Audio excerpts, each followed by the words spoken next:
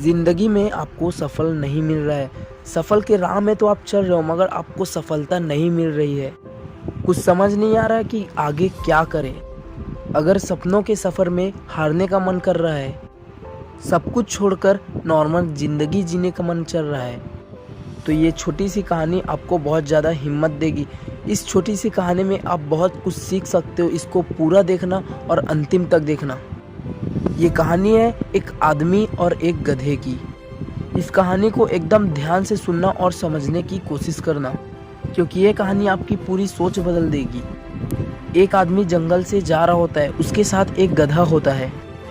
थोड़ी दूर चलने के बाद वो गधा एक गड्ढे में फिसलकर गिर जाता है।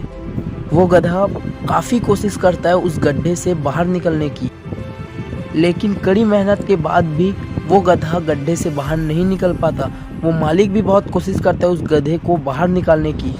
बहुत सारी कोशिशें की, अलग अलग तरकीब सोचे उस गधे को बाहर निकालने की, लेकिन वह आदमी हार मानकर यह सोच लेता है कि उसका गधा अब गड्ढे से बाहर नहीं निकल पाएगा। वह आदमी सोचता है कि इस गधे को अब इसी गड्ढे में दफन कर देना चाहिए, ताकि इसे कोई भी जानवर मार कर खा ना ले।